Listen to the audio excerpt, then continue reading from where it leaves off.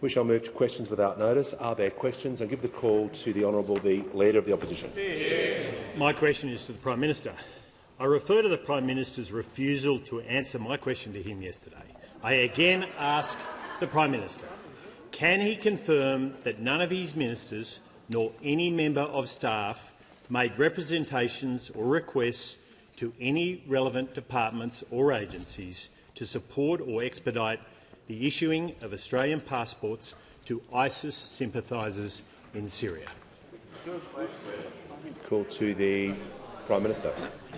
Mr Speaker, I do thank the Leader of the Opposition for his question and for his obsession with this issue.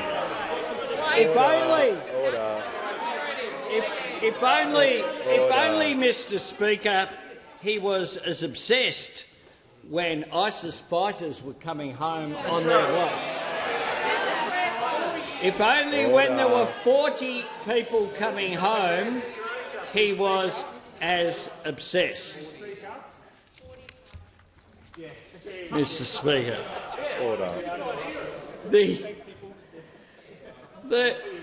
I again refer to people who have actually engaged with this issue in real time.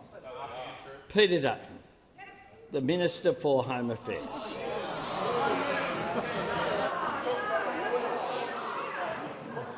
Order. Members on my right, the member for Patterson. The member for Cornwall will leave the chamber under 94A. It's highly disorderly. The manager of opposition business is entitled to raise his point of order, and is not to be interrupted when he is on his feet. The manager of opposition. Thanks, Speaker, and it goes to 104A, which is about direct relevance, not about a quote from someone in the past. This is about your ministers. It's not directly relevant. This is about your ministers and agencies and what they knew. It's not about the Resume past. your seat.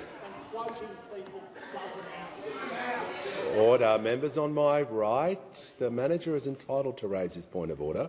The question was about the issuing of passports for ISIS sympathisers. The Prime Minister was asked a question regarding that under the standing orders. We can keep saying this over and over again, and I'm happy to inform the House. I can't compel the Prime Minister to give a yes-no answer. I can compel him to be directly relevant. And he is reading quotes regarding this topic into the member for Fisher. When I'm dealing with a point of order, do not interject to assist the House, please. So I'll make sure he's being directly relevant. If he was talking about another topic, he wouldn't be directly relevant, but I want to listen to what he has to say about this topic. Prime Minister. Thanks, Mr Speaker. I'm going directly to the issuing of passports and why it happens in a normal way, no matter who the government is, because Australian citizens Order. have rights, and the Constitution has not changed. The Constitution has not changed. It hasn't changed. It hasn't changed from the time that former Prime Minister Morrison spoke about normal assessments would have to be done, including formal identification and checking citizenship. Where those issues are able to be addressed, we would follow the normal processes for issuing of travel documents. Mr Morrison said. And then it goes to, as well, what people on your front bench appointed by you has had to say. The Leader of the Nationals. Although many of these people are of counter-terrorism interests, under Article 12.4 of the International Covenant of Civil and Political Rights, it is their right as Australian citizens to return to Australia. That's what they had to say. And on my watch, while I've been Prime Minister, this is what the member for Riverina had to say. All the shock jocks and so many people who call themselves patriots will say they shouldn't be allowed back into Australia, but they're Australian citizens, so you can't leave them stateless, so are entitled to come back here. That's what the member for Riverina said just in October last year. Look, I'm not happy with this yelling that has just enveloped the parliament this week. We're not just going to have people just having a free-for-all. No one would expect this as acceptable behaviour. So, giving everyone a chance to reset, and this constant yelling is not acceptable. No one watching this thinks that's acceptable behaviour. Okay? I will take action if required, and don't forget we can exclude people for 3 hours. I'd like everyone to stay here for question time so we can all listen to the questions and answers. And now we'll hear from the honourable member for Brisbane. Thank you. My question is to the Prime Minister. How is the Albanese Labor government delivering for working Australians, especially women? Has anything threatened this progress, and what is the importance of transparency in this policy area? Call to the Prime Minister. I thank the member for Brisbane for her question, and he's playing such an important role as the member for Brisbane, and it's a pleasure to once again be welcomed back into the electorate of Brisbane, it must be said, over recent times. The gender pay gap in Australia is now at a record low, Mr Speaker, something welcomed by this side of the House. And it hasn't happened by accident. It's happened because this side of the House has put in place laws to make a difference, whether it be making gender pay equity one of the objectives of the Fair Work Act, whether it be targeting feminised industries such as childcare and aged care to make sure that people get a fair go, whether it be the measures that were put in place to protect penalty rates. All of those measures are about people earning more, and when it comes to keeping more of what they earn, our tax cuts particularly have benefited women, who tend to be, compared with men historically, have been under more low and middle income earners.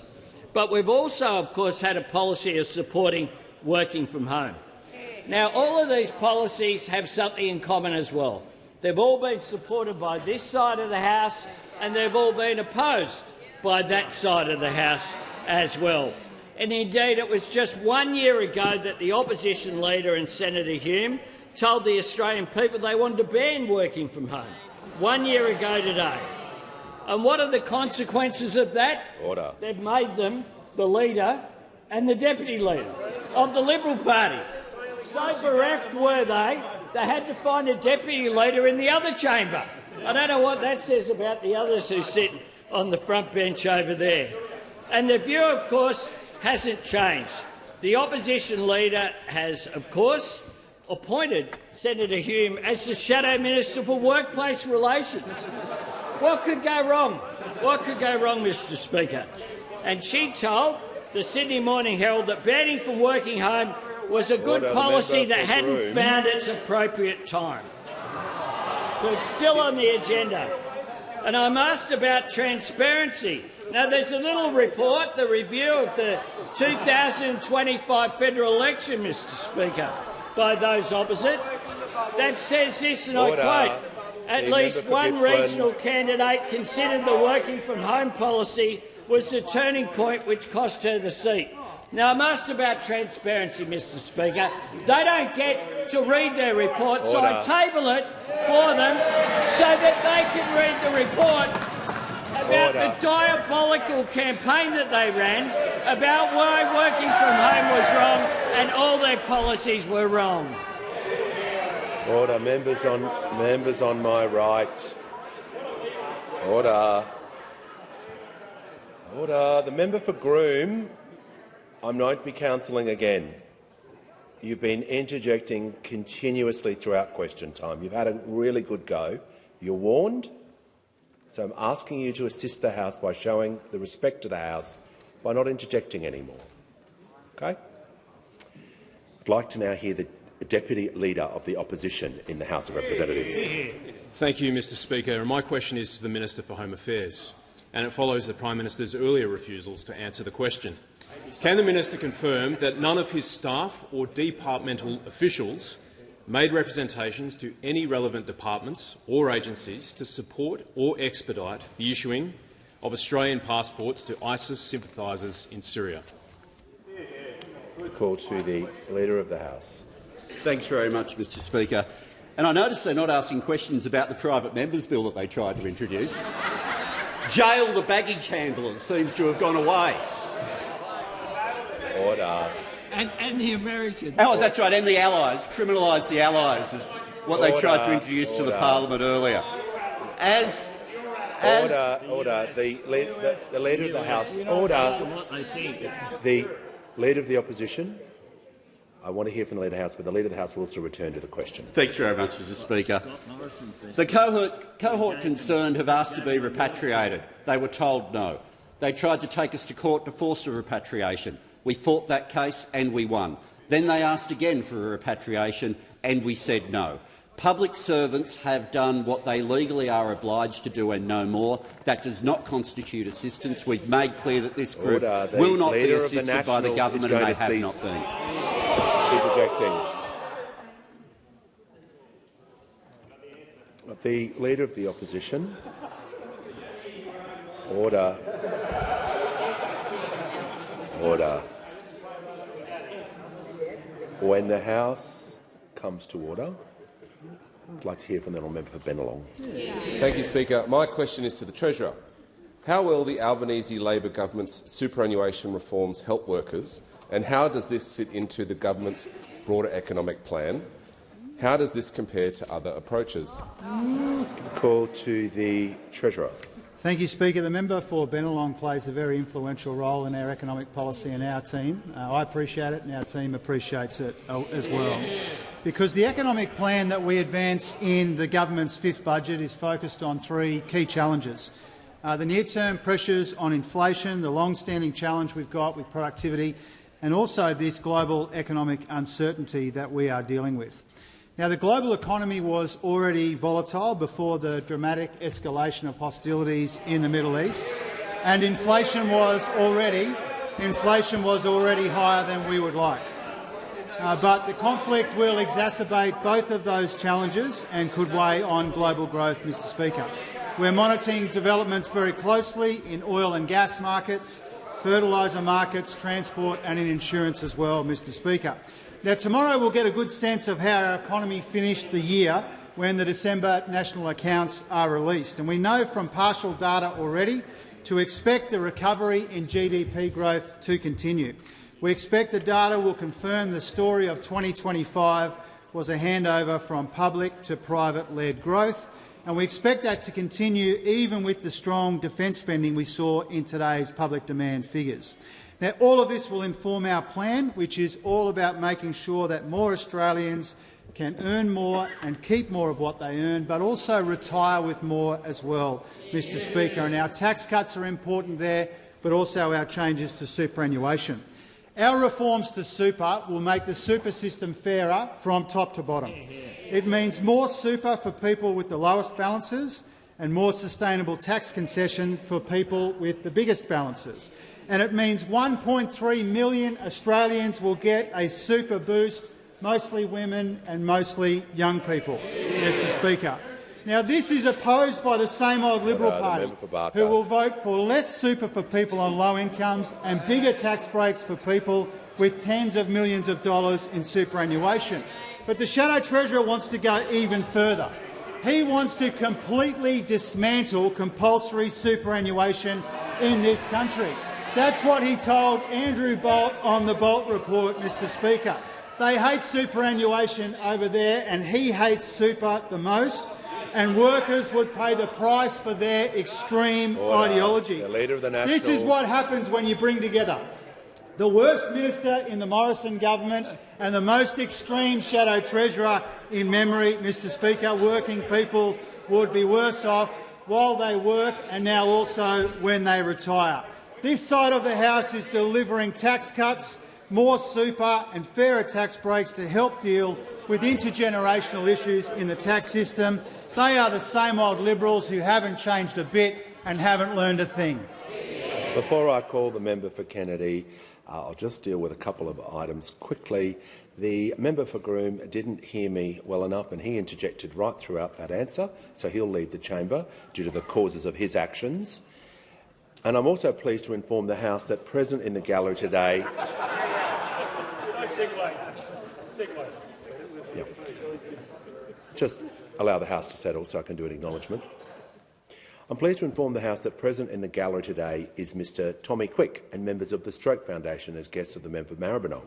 At age 12, Tommy's life changed dramatically when he suffered a stroke. He was forced to relearn everything, including his speech, and continues to live with the ongoing impacts of childhood stroke. Through resilience and determination, Tommy found renewed purpose in 2007 when he trialled a recumbent trike. Tommy has ridden an extraordinary 156,000 kilometres across Australia in support of childhood stroke awareness and has spent the last 8 days riding from How Long to Parliament House, arriving in time for Childhood Stroke Awareness Week and Question Time today. On behalf of the House, well done, Tommy, and welcome to Parliament.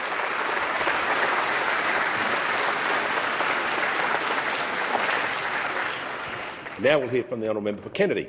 Prime Minister, Australia is 30% self-sufficient in oil, yet only 3% in petrol. Such as a big 5 in grain and sugar, ethanol feedstocks, we're uniquely placed for self-sufficiency. Yet we live at the mercy of the Middle East. Prime Minister, will you, like China, India, Europe, America, Indonesia, Brazil, mandate ethanol, providing $12,000 a year to every Australian family and, quoting Morris Iema, saving over 1,000 lives a year? Most importantly, my horse has died and it'll save me 4 kilometres a walk to buy food. Give the call to the Prime Minister. Thank you, Mr Speaker. Can I begin by expressing my condolences to the member for Kennedy on the loss of his beloved horse. We all love our animals, indeed, and I know that people particularly love their horses, and a relationship is important.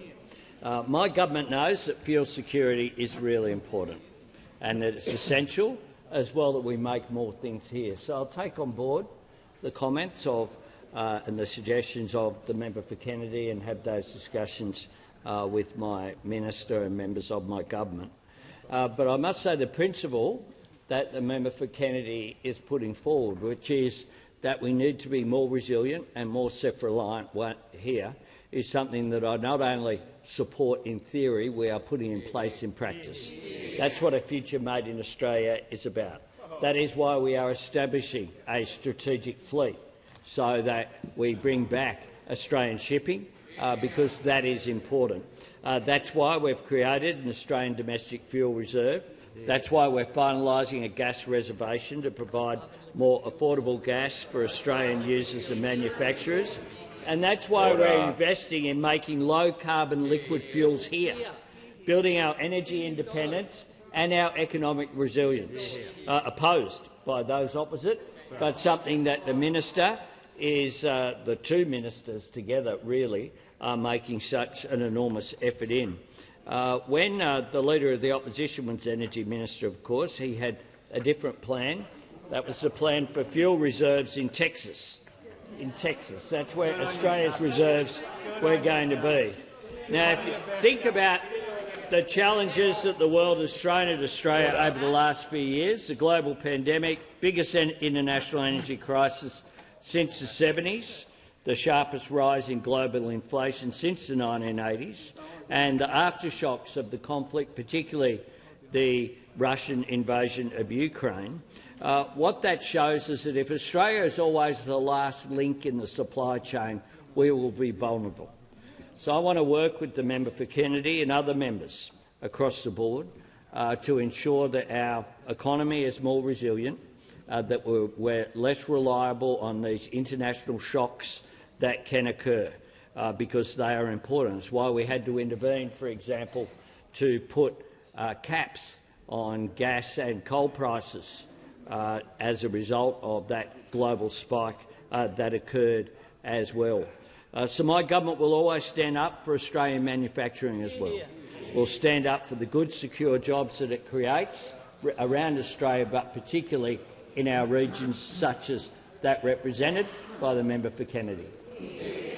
The call to the honourable member for Whitlam. My question is to the Minister for Health. How is the Albanese Labor government making it easier for all Australians to see a doctor when they need urgent care? Why does government investment in health, including in urgent care, make sense after a decade of cuts and neglect? How have any alternative approaches been proposed? The call to the Minister for Health and Ageing, the Minister for Disability and the National Disability Insurance Scheme. Thank you, Speaker, and thank you to the member for Whitlam, who brings a wealth of experience to this parliament, including her time leading one of Australia's biggest disability providers. She completely gets the importance of strong health and social care systems that are supported by government, Mr Speaker. And last week I was delighted to join her at the official opening of the Shell Harbour Medicare Urgent Care Clinic. That clinic was promised by the member for Whitlam, and the only reason we were able to open it was because we won the election, because the Leader of the Opposition at least was up front in telling the people of Shell Harbour that if the Liberal Party won, there'd be no Shell Harbour Medicare Urgent Care Clinic. But it is there, Mr Speaker, and it's already delivering high-quality urgent care completely free of charge.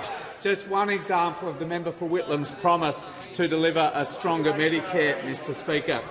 But her question also implies that there has always been, as there has been, a fundamental difference between the two major parties when it comes to Medicare. And the now Leader of the Opposition is no different in this respect from all of his predecessors. He supported Peter Dutton's GP tax. He cheered Susan Lee when she extended the Medicare rebate freeze for 4 long years, and he said it should be extended to the whole healthcare system. And last term, when he was the Shadow Treasurer, he described our urgent care clinic funding as wasteful spending, Mr Speaker. But not even the Leader of the Opposition has said the quiet bits out loud, quite like the Shadow Treasurer, Mr Speaker. A man who seems completely devoid of an inside voice, Mr Speaker. He's not going to be bothered with freezing the Medicare rebate. He wants to tear the whole system down, Mr Speaker. This is what he's written, Mr Speaker. He wants to see, and I quote, the transfer of health financing shifted from government to individuals. Put simply, every Australian would have an individual health account that they'd contribute to on a periodic basis from their income, and that savings account would be used to pay for healthcare services as required through their lifetime. It's hard to see, Mr Speaker, how a bulk-billed urgent care clinic survives in the Shadow Treasurer's world, Mr Speaker. But still, the Leader of the Opposition thought that this man was the right man to steer the Liberal Party's alternative budget strategy, a bloke who wants to privatise Medicare, a bloke who wants to foist Americanised-style health care on the Australian people. Order. Didn't jump up immediately. Order. Members on my right, the Minister for Workplace Relations, the Treasurer. The manager is entitled to raise his point of order, and I'd like to hear it. Speaker, I would like the Minister to refer to the Leader of the Opposition under his correct title, please.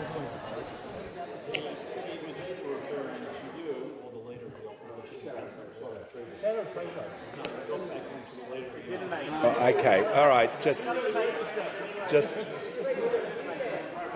for the benefit order. No, the manager raises a valid point of order. We need to address everyone by their correct titles, but in that answer, I think he was referring to previous roles, and the Leader of the Opposition was the Shadow Treasurer, and there is a current Shadow Treasurer. So we'll just make sure, if we could be clear of which Shadow Treasurer he is. The Shadow Treasurer who wanted to privatise Medicare. Maybe the member is right, and the Leader of the Opposition also wants to privatise Medicare. No, they shouldn't complain to me, Mr Speaker. All they needed to do was Google this bloke, because he makes John Hewson look cautious and moderate. They're just the same old Liberals, Mr Speaker. And I can remind the Minister. No, just. I haven't called you yet.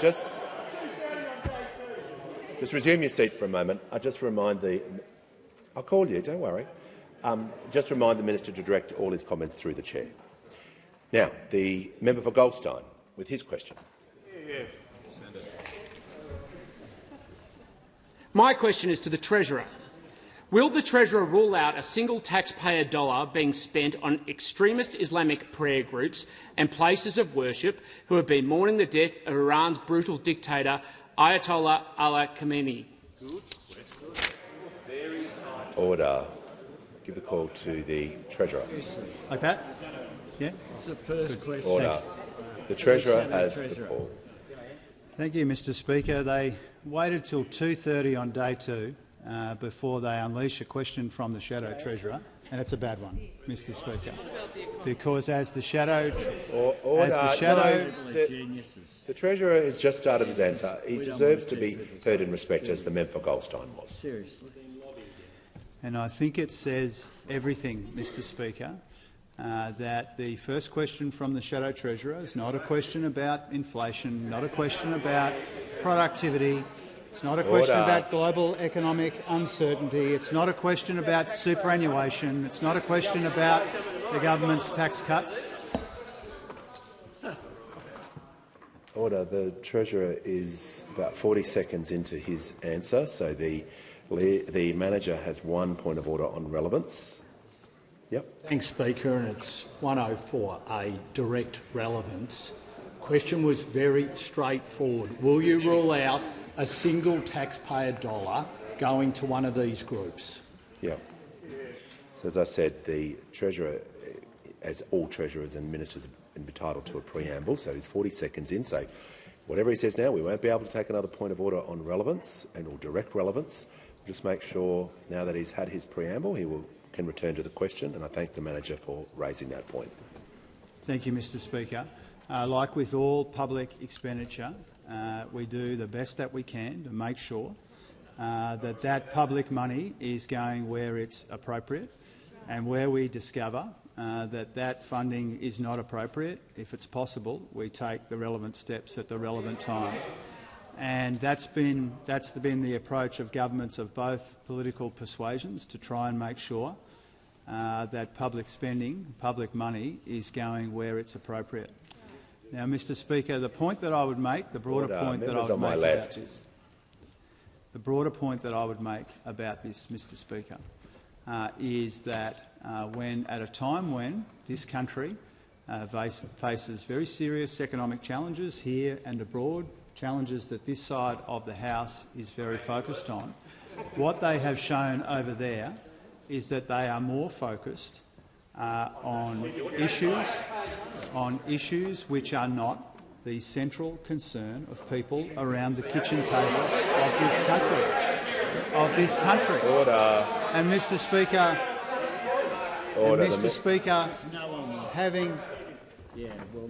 Mr Speaker, having got to 2:30 on day 2 without a question from the Shadow Treasurer, despite the best efforts of Dennis Shanahan and others who have pointed out that those opposite have completely vacated the field on the economy, the Shadow Treasurer, in his usual way, has got up and proven that to be true. If they want to ask me questions about the big economic challenges, and I'll be happy to answer them. Order.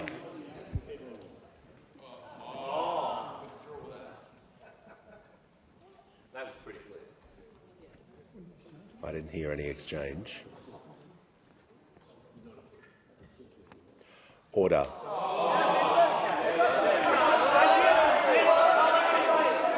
Order. We'll deal with this. Member for Forest. Order. We'll deal with this in an orderly and respectful way.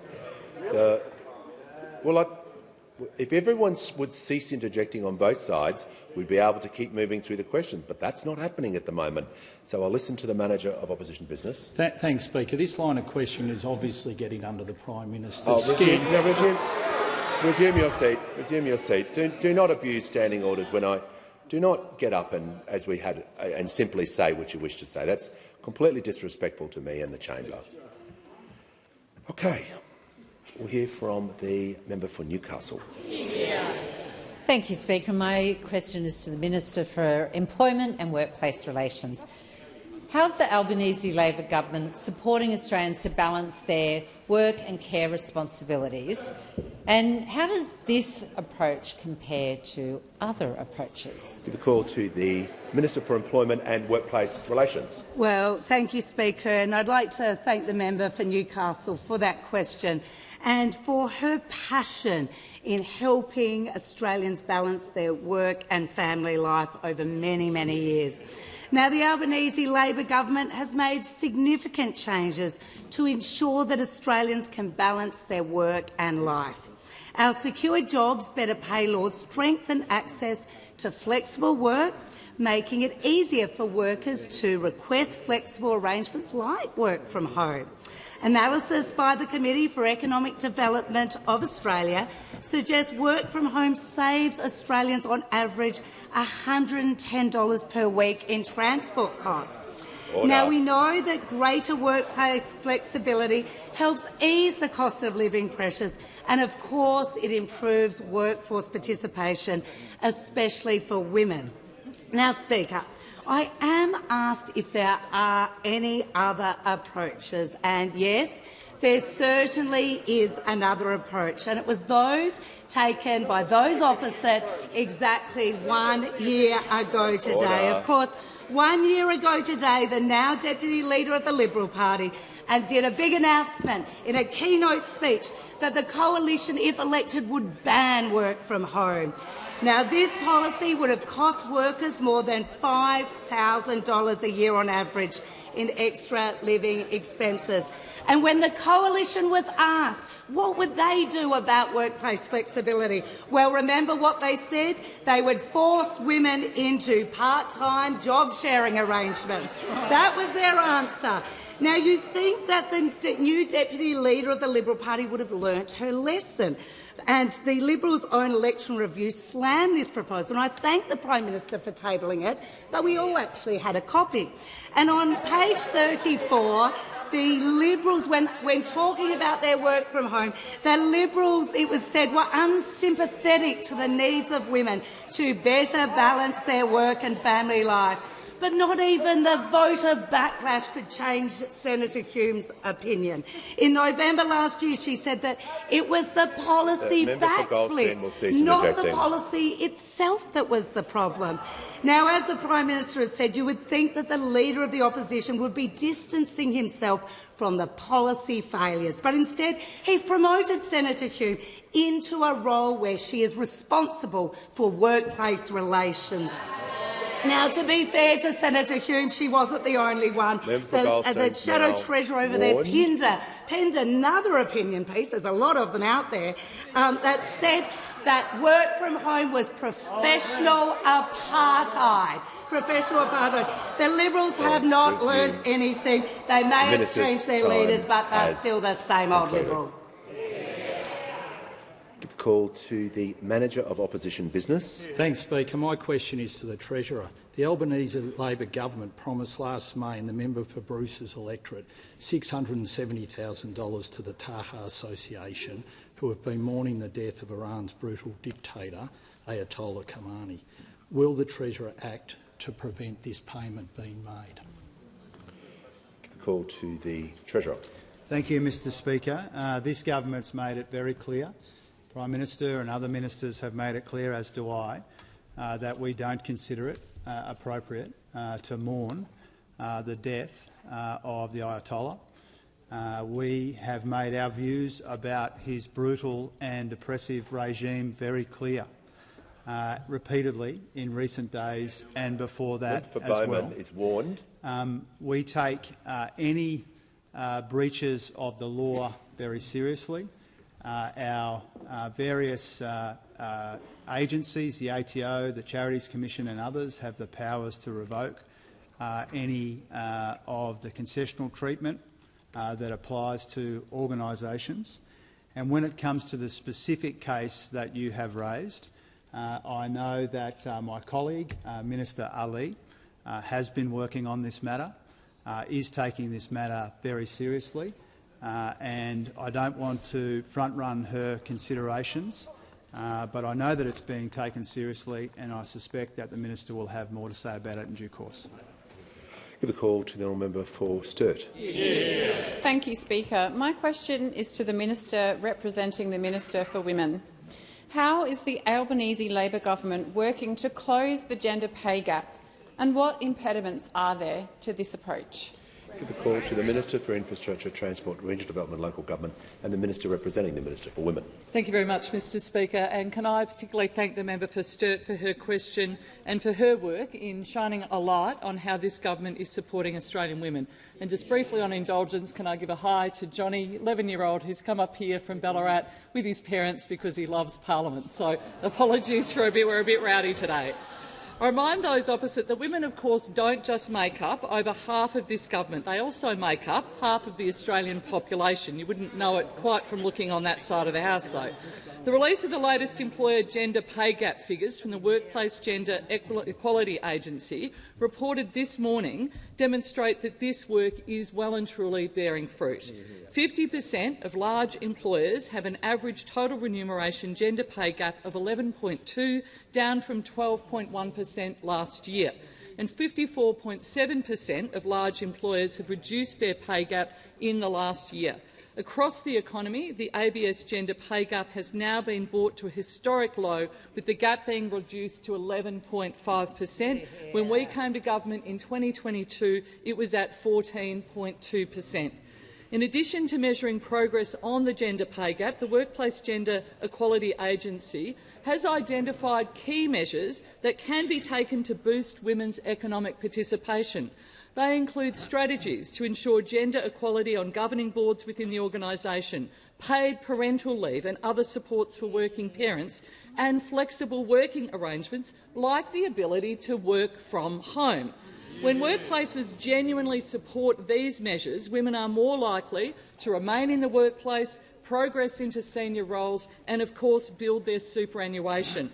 These are all actions this government supports and has taken through policies like our 3-day childcare guarantee, our decision to expand paid parental leave to 6 months, and we're paying super on it. I wish I could say the same for those opposite. You know how Senator Hume described some of these policies, the work-from-home policy? It was welfare and patronising. In fact, we should actually congratulate Senator Hume because today is the one-year anniversary of the disastrous working-from-home policy proposed by that crack economic team opposite the Leader of the Opposition and Senator Hume. I'm sorry we didn't get you a cake for the anniversary. Perhaps those opposite could explain to me how the policy was going to make it easier for women to rejoin and to remain in the workplace. I checked the party's election review that's tabled. I haven't had a chance to have a copy, but I understand lots had. Or what about the absolute cracker from the now shadow Treasurer when he was asked about whether the burden of childcare raising falls on women, where he says, I can't deny that. You know, as well as I know, it's not my choice that women have children, it's genetic. This is what those opposite think of policies that are actually there to support women, the same old Liberals. The call to the Manager of Opposition Business. Thanks, Speaker. My question is to the Minister for Multicultural Affairs. The Albanese Labor government promised last May in the member for Bruce's electorate $670,000 to the Taha Association, who have been mourning the death of Iran's brutal dictator, Ayatollah Khamenei. Will the minister act to prevent this payment being made? Give the Minister for Small Business, Multicultural Affairs. Thank you, Mr Speaker, and I thank the member opposite for his question. As the Treasurer said, we take very seriously issues where there is funding for activities or for communities. We take very seriously the use of taxpayer money to fund those activities in those communities.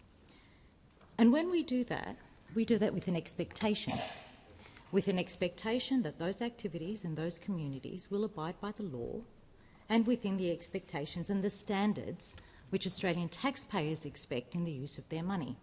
And this case is no different. So I can assure those opposite that I am doing everything possible, looking into this matter, and I will have more to say on it shortly. Thank you. Order.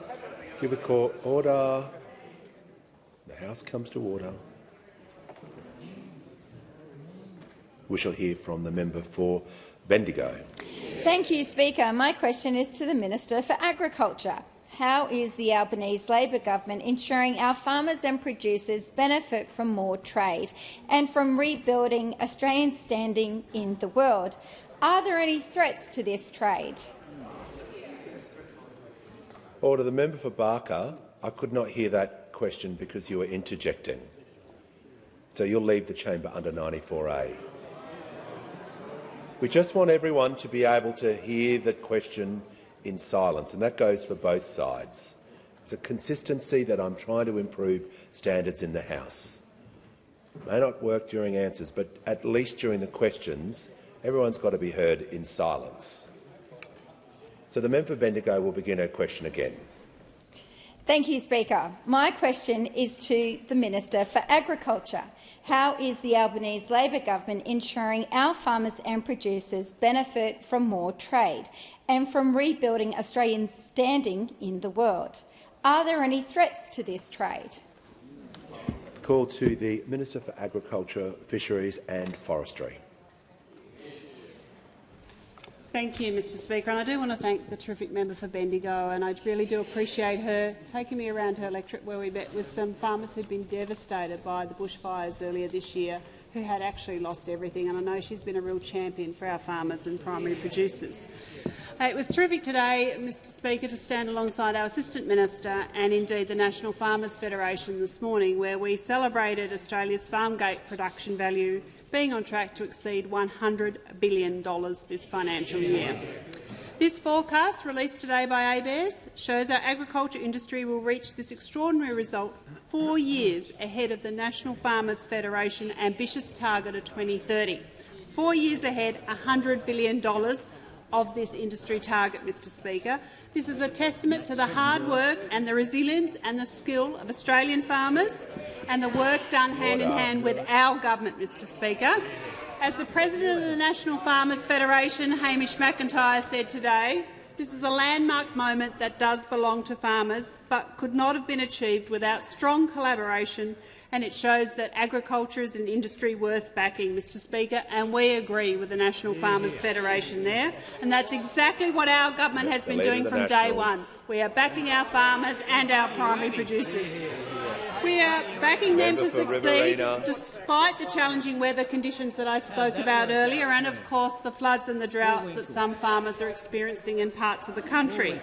And, of course, the ongoing global uncertainty, Mr Speaker.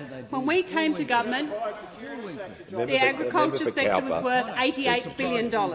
But under our government, its value has jumped 15%, Mr Speaker. 15%. There's more demand than ever for our world-class fibre and our world-class food, with our ag, fisheries and forestry exports forecast to reach a record high this financial year of $85 billion. We recognise the significant benefits of free and fair trade for our farmers and our producers. Indeed, 1 in 4 jobs in Australia relies on this trade, Mr Speaker. That's why we've got on with the job with delivering more opportunities for our farmers, and our agriculture trade is now the most diversified it has ever been, with over 250 market improvements that we have made as a government.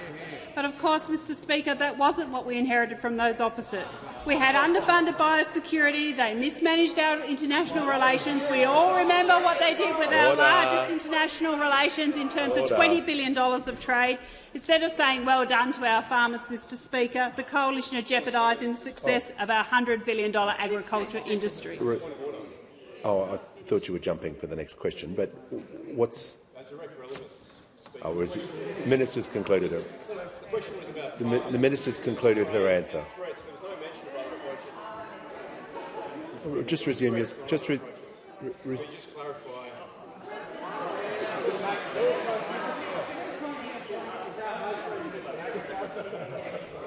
My apologies to the member for to the Deputy Leader of the House of Representatives. Order. I thought you were seeking the call for a question, because there was only 10 seconds left to go. So, and now give the call to the member for Fowler. Order. Order. No, we'll just follow the the standing orders, so the member for Fowler now is entitled to her question. Thank you, Speaker. Prime Minister, your government has found $660 million to develop the $93 billion fast rail to Newcastle, a 194 project promising a 6-minute trip. Yet in Western Sydney, just 34 k's from the new airport to Liverpool, more than 1.2 million residents still have no east-west rail link, a journey that takes 6 to 7 minutes by bus. Why prioritise a high-risk fast rail over the critical link for Western Sydney, once again leaving people behind? How does that make sense? Call to the Prime Minister. I really thank the member for Fowler. I love getting questions about infrastructure, Mr. Speaker. I love it. Order. And I'll be very proud later this year to open the Western Sydney Airport. Something that we argued for way back in my first speech in 1996. 96, McMahon. Something that was, of course, underway before the Howard government ripped funding out of it in the 1997 budget. Order. Something that had begun. The first sod had been turned, and nothing happened for year after year after year under the Howard government. Keep interjecting, Mick. But of course then we had an aviation white paper that put forward the need for a second Sydney airport, and of course we found once again that Badgerys Creek was the ideal site. But in addition to that, what we're also funding is the road and rail infrastructure that will help with people having access to that, whether it be the East-West Metro link, the Westmead to Western Sydney International Metro, whether it be all of these projects are what we are putting forward. Indeed, we're investing over $13 billion in transport infrastructure across Western Sydney over the next 10 years. When you include Western Sydney Airport and, of course, the wonderful Moorebank intermodal facility, our investment reaches $19 billion. Moorebank intermodal, something that was begun under the former Labor government. There was a bit of an interim period, 9 years, that they tried to forget over there. But we got to open it as well. I got to start it and we got to open it as we went through. The Moorebank intermodal, that will make such an enormous difference. Now, in Western Sydney, we're delivering new rail for Sydney Metro via Western Sydney International Airport, $5.25 billion. We're delivering $1.63 billion to upgrade the M12 motorway, $500 million to upgrade the Mamre Road Stage 2, and $500 million to upgrade the Liverpool and Airport Transport Corridor, 15th Avenue. In addition to that, $100 million for Western Sydney Rapid Bus Infrastructure Upgrade Project. Now that's up and running between major population centres like Liverpool and Bonnyrigg. In addition to that, $95 million to upgrade Horseshoe Drive. All of these projects vital, including local infrastructure projects, the upgrade to Fairfield Hospital. I thank the member for her question, and I'll continue to work across the board with people in Western Sydney to make sure they get the infrastructure. Order. Give the call. Order. The member for Riverina just needs to take a break from interjecting. Give the call to the honourable member for Banks. Thank you, Mr Speaker. My question is to the Minister for Housing, Homelessness and Cities. How is the Albanese Labor government helping Australians into home ownership? What other options into housing is the government being asked to consider? Call to the Minister for Housing, the Minister for Homelessness and the Minister for Cities.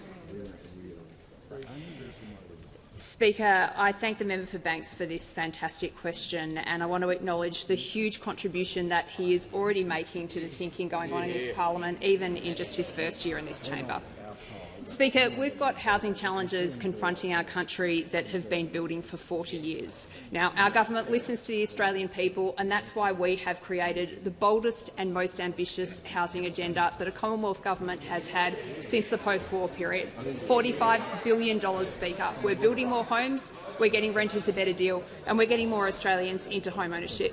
Now, Speaker, the honourable member asked me about home ownership. We have just ticked over 230,000 Australians helped into their first home, Speaker. I don't care what your politics is. This is a massive number of people for our government to have assisted, and I want every single one of them to know that it is a Labor government that saw their aspiration and helped them realise it. Yeah. Now, Speaker, I'm asked about alternative approaches. Do you remember the terrible super for housing policy that those opposite took to the last election? Because you're not going to believe this. Now, if you've forgotten about super for housing, let me refresh your memory. This is a policy created by those opposite that would have smashed the retirement savings of younger generations around our country, would have radically lifted house prices around the country and not built a single home. The minister will pause. There's always consequences for actions. It doesn't matter what time of the day you're warned. The member for Goldstein knows he was warned. I was crystal clear.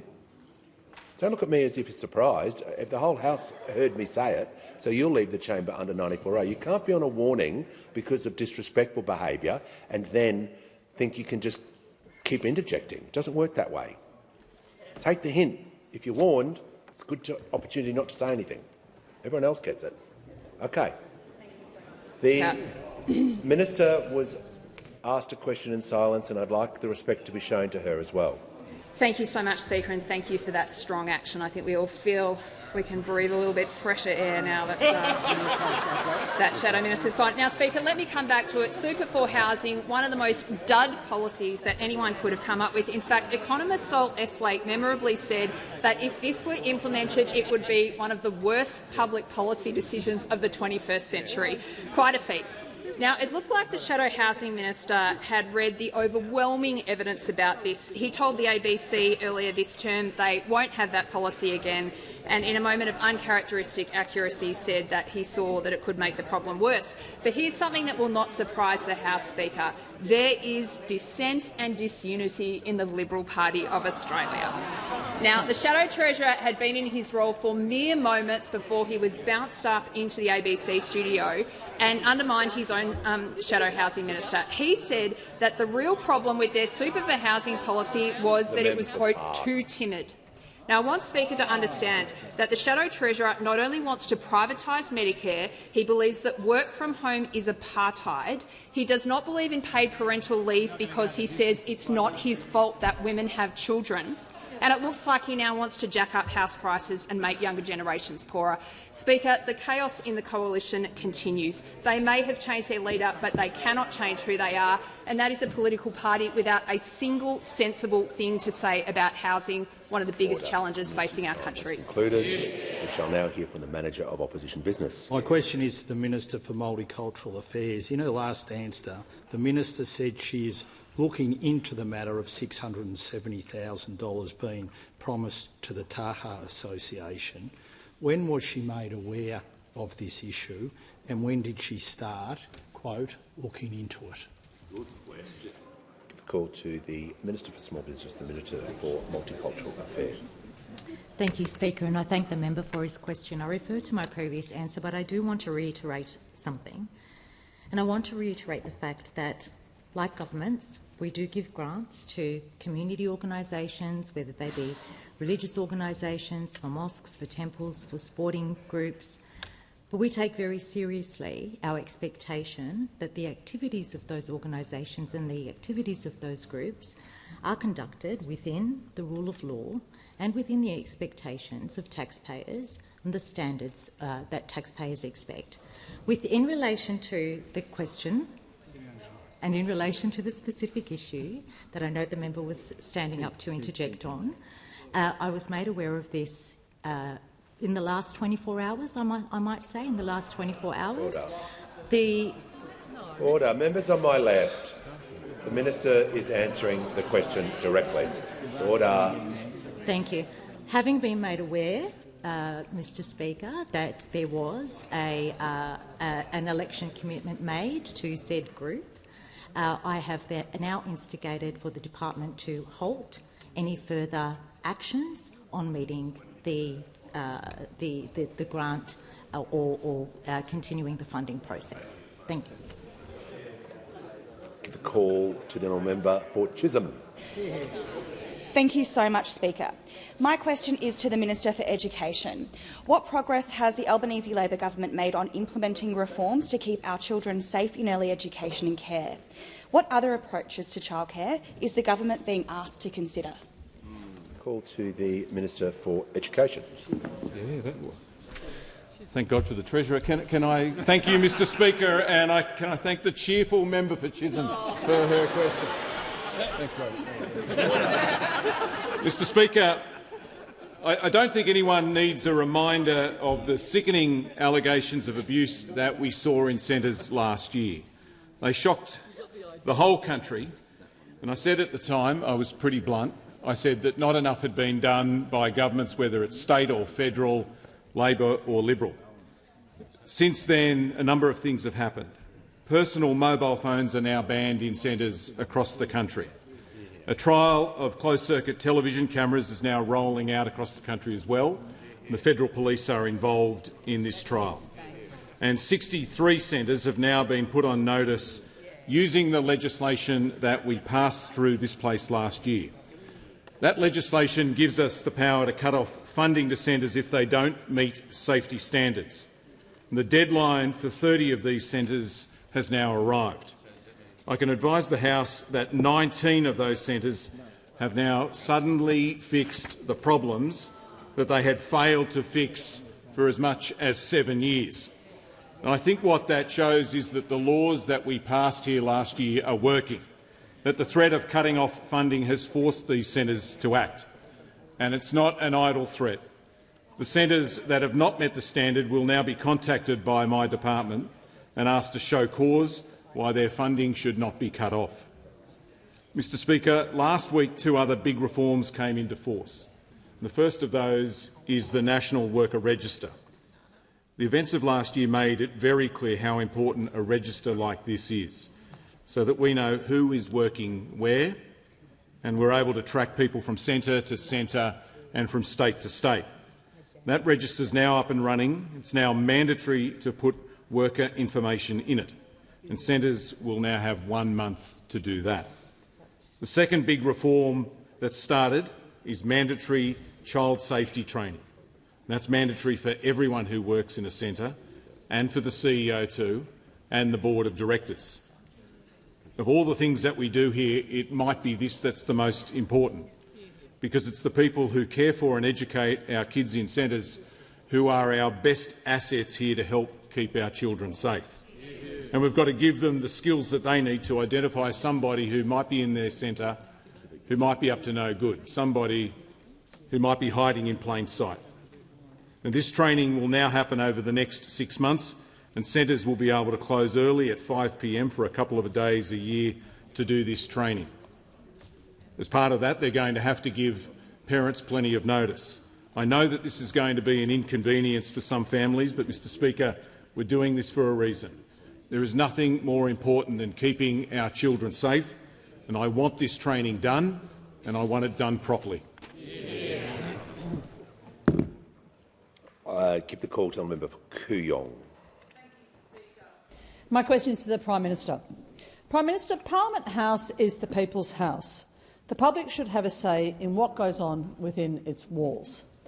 Every day that Parliament sits, hundreds of lobbyists roam this place. Today it's reported that you've written to the presiding officers requesting yet another review into lobbying, a review which is closed to the public, according to reporting. Will you open this inquiry up to the people, and will you commit to enforcing a more transparent and robust lobbying code of conduct? Call to the Prime Minister. I thank the member for her question. Indeed, I have written. I can confirm that I have written to the people who are responsible for these issues, the Speaker and the President of the Senate, and for the benefit of the House, I'll table that letter for transparency when I conclude my answer. In it, I say it is my government's view that the review, which is already being conducted, I'm not conducting a review, it's already been underway, provides an opportunity to consider increased transparency and rigour in relation to sponsored passes for Parliament House on the basis of business requirements, particularly in relation to professional lobbyists.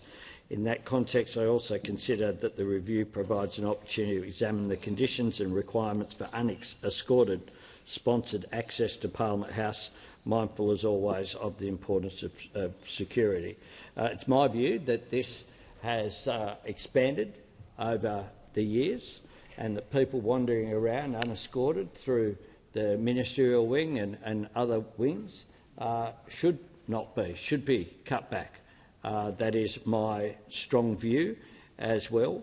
There are security issues in this place as well, along with, as you might have noticed, in some other places as well that have been dealt with, that members have to deal with in 2026. And we need to tighten it up. There should be transparency about these issues, and that's consistent with what my government has done in introducing the National Anti-Corruption Commission, strengthening the Ministerial Code of Conduct, strengthening protections for whistleblowers, increasing funding to the Australian National Audit Office, restoring transparency to AAT appointments and establishing the ART, reinstated a standalone Privacy and FOI Commissioner as well, implementing the recommendations of the Bell inquiry into the multiple ministries of the former Prime Minister, establishing the Independent Parliamentary Standards Commission and working to tackle the influence of big money across our democracy with the changes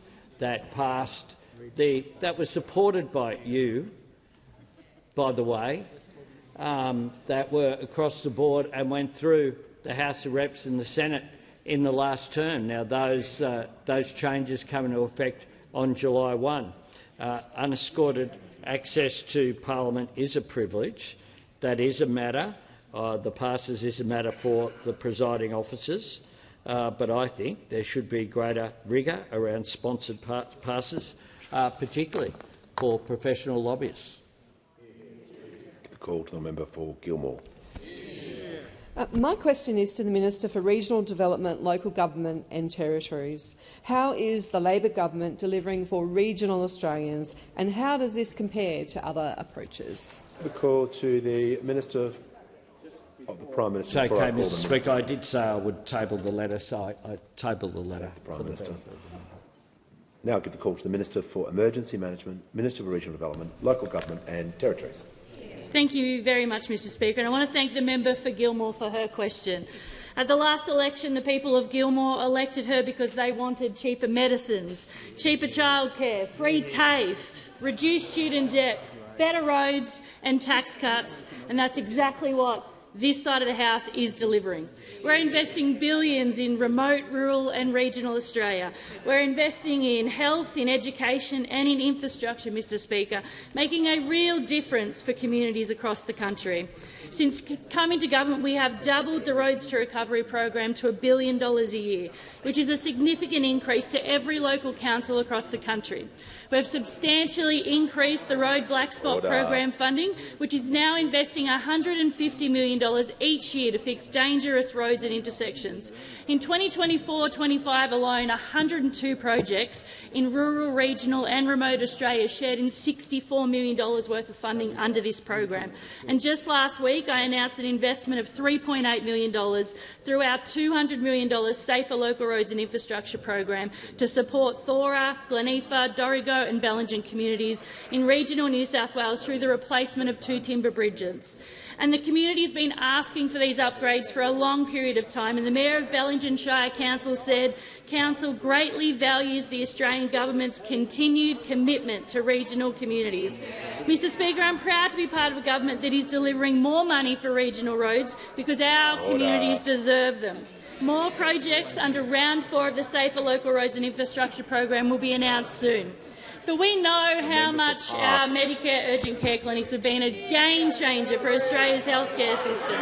There are now 126... Members on my left, the member for Lyne.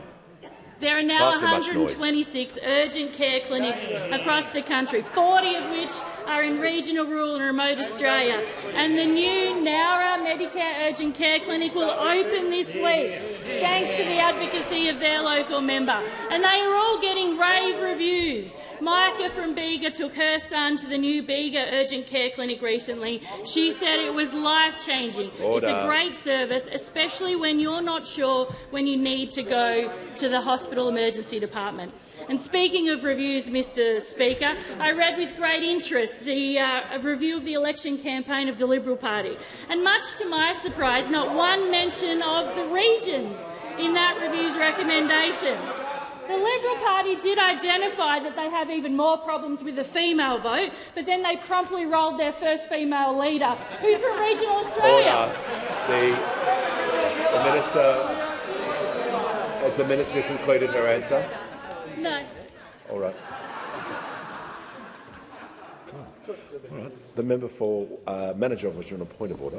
Thanks, Speaker. The Minister was asked about policy alternatives. Now, how you can see that as a policy alternative is just ridiculous. So I'd ask you to bring it back to the actual policies. Order. I'll hear from the Leader of the House. Thanks, Mr Speaker. The Minister was asked, how does this compare to other approaches? And the approach she's referring to is exactly another approach that was taken by the opposition. If the Minister is further on the point of order. That should be, in practice, referring to policies, not on a political review. And you know that to be the case. And if you look at practice, it is the case. All right. There's been decisions made on it. Thank the manager. No, the manager is entitled to raise his point of order, and he's doing his job. The Minister is also entitled to do her job to answer the question that she was asked about. If she's talking about reviews or policy, she needs to make it directly relevant, not simply about a political attack on another party. So I'll give the call to the Minister. Thank you, Mr Speaker. And as I said, their approach to the regions was they didn't have one. But you guys on this side of the House will keep delivering real infrastructure, real investment in education and real investment in health. Yeah. Call to the member for Lindsay. Thank you, Mr Speaker. My question is to the Prime Minister. According to the New South Wales Premier, Chris Minns, around 1/3 of ISIS sympathisers Labor are returning home will settle in New South Wales. Will any of these ISIS sympathisers settle in the Prime Minister's electorate of Grainler, or will they all settle in Western Sydney?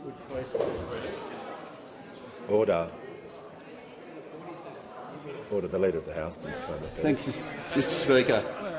The government is not resettling anyone. We're not settling anyone. In the same way as under the Morrison government, Turnbull government and Abbott government, when foreign fighters returned under your watch, you didn't resettle them. They came on their Australian passports and returned on the watch of the previous government. We are not involved in resettling any of these individuals. They asked to be repatriated. Order. We refused. Order. The House comes to order. We'll hear from the honourable member for Macquarie. Thank you, Speaker. My question's to the Minister for Social Services. How is the Albanese Labor government delivering on its commitment to strengthen paid parental leave, and what are the risks? The call to the Minister for Social Services. Thank you, Mr Speaker, and I want to thank the member for Macquarie. I know she's a big supporter of paid parental leave, and I know that, like me, she remembers that Australia was one of the few developed countries in the world that had no government-funded paid parental leave before the Rudd and Gillard governments. We are so very proud on this side that we have not just established paid parental leave, but we are expanding it. And from the 1st of July this year, we're going to expand it again. Families will get the full 6 months of paid parental leave. In fact, under this Prime Minister, we have almost doubled paid parental leave. Families are $12,000 better off when they have a child since Labor was elected, and 180,000 families every year will benefit from this. These families will get more time, more weeks together. more money, higher payments and, of course, superannuation paid on paid parental leave. That means they'll be about $4,500 better off in retirement as well as while they're getting the paid parental leave. More flexibility, more time parents can spend together and, of course, more people are eligible. And when mums and dads get back to work, they'll get cheaper childcare as well. Now, of course, those opposite have been a shambles when it comes to paid parental leave. The now Shadow Treasurer, the member for Goldstein, said, "Paid parental leave to me is a very bad scheme." He said this about the Liberals' proposed paid parental leave scheme. He said, "It's not my choice that women have children, it's genetic." He said, "I despise this attitude that is creeping into society where we increasingly look at children as a burden and not a blessing. People have choices in their lives and they have to live with the consequences of it, both positive and negative." Well, Mr Speaker, we've got a Shadow Treasurer that doesn't understand that children are not simply a private blessing, they are a public good. They are a blessing for all of us, and that's why on this side we want to help families when they're having children. Those opposite had a leader that went to the last election arguing for higher taxes and lower wages for working mums. They've got a deputy leader who said that she wanted to get rid of work from home. She still says that. She says that's a policy whose time will come. And we've got a Shadow Treasurer who doesn't back paid parental leave. Well, on this side, we're clear about what we support. We support paid parental leave. We support cheaper childcare. We support higher wages and lower taxes for working mums. We support flexibility at work. We support lowering the gender pay gap. The biggest risk to all of that is those opposite. Give the call to the member for Wentworth. My question is to the Prime Minister. Last weekend I marched in the Mardi Gras, and I recognise that you were the first Prime Minister to do so. But in 2026, teachers can still be fired and students expelled because of who they love, getting a divorce or having a child out of marriage. This discrimination is permitted under federal law in schools that receive federal funding. When will your government follow through on your 2022 election commitment to protect our LGBTQ+ students and teachers? Call to the Prime Minister. I thank the member for Wentworth for her question and for her commitment to equality, regardless of who people are. And one of the things that Mardi Gras represents is a celebration of our common humanity whilst respecting our diversity as a society. And it's something I've been proud to participate in for a very long time, since the early 1980s. It is just a fact that students should be respected and teachers should be respected for who they are. I remember, as a student, one of my friends coming to school who'd been the subject of a violent assault because of who they were, because of their sexuality. And that at that time he didn't even report it because at that time, fortunately, society has moved forward and we're far more open about respecting who we are, but we still have a long way to go. I note that in New South Wales there has been an outbreak, and my government, the Attorney-General, is working with the New South Wales government on a number of instances where there have been violent assaults on young people, filmed and put on the internet in order to somehow boast. You know, these cowards deserve to be prosecuted to the full extent of the law. For young people coming to terms with their identity and who they are and coming to terms with expressing themselves, it can be really, really tough. And I think that we as government want to play a role, and I'm sure it's one that the member would agree with, of promoting respect across the board as well. We've come a long way, but there's further to go, as the member has said.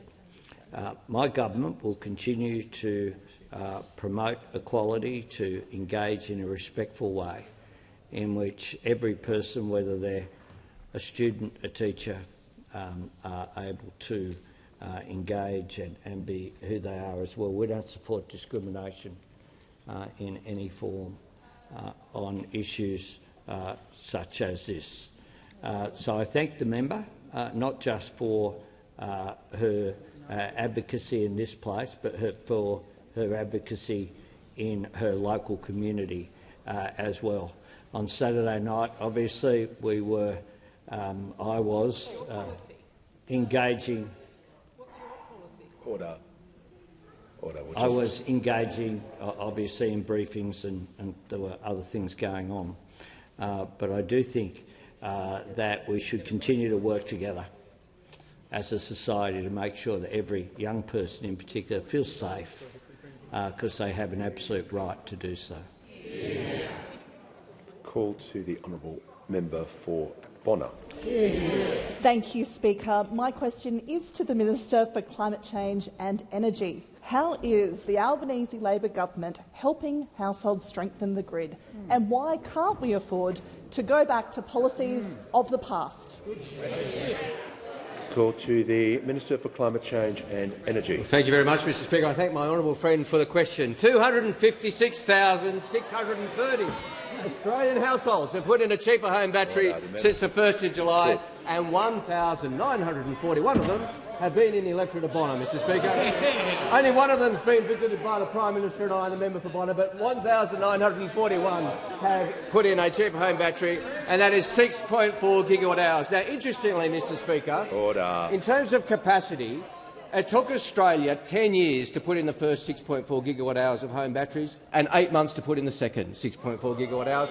That is a doubling of the capacity of home batteries under this government, and that is additional to the 9.4 gigawatts of large-scale additional energy that has been added since we came to office. Now, the honourable member for Bonner asked me why we should avoid going back to the policies of the past. It's a very well-crafted question, Mr Speaker, because the plural is important, because we had 22 failed energy policies in the decade of those opposite.